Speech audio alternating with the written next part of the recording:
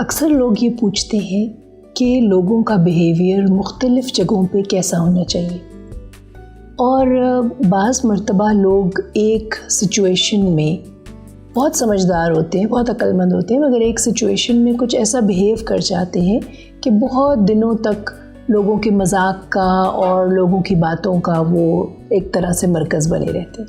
फ़र्ज़ कीजिए एक शख्स है, एक लड़का है, और वो एक नई नौकरी उसको मिली है और वो अपनी नौकरी पेशा और लोग जो उसके कोलीग्स हैं उनके साथ एक वक्त गुजारता है 9 से 5 का। तो उस बच्चे के लिए, उस शख्स के लिए एक पहली सबसे इम्पॉर्टेंट बात यह है कि आप जिस दुनिया में एंटर हो रहे हैं वो आपकी वर्क लाइफ है। इस वर्क लाइफ में आपको पहला ख्याल ये रखना है कि जो लोग आपके साथ काम कर रहे हैं वो आपके कोलीग्स हैं, वो आपके फ्रेंड्स नहीं हैं।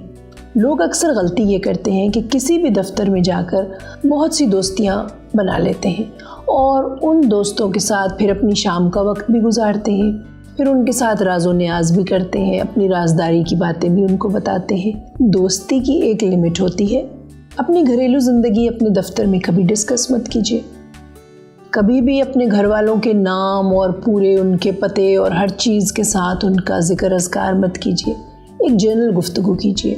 और आपके वो दोस्त, आपके वो हम जमात जो आपके साथ स्कूल के ज़माने से चले आ रहे हैं, आप यकीन कीजिए वही आपके सही दोस्त हैं। शाम के टाइम या छुट्टियों में आप उनके साथ जाइए। तो आप इस बात का बहुत ख्याल रखें कि आपका वर्क लाइफ में बिहेवियर फॉर्मल होना चाहिए, और अगर कैजुअल हो तो उसकी कोई लिमिट हो।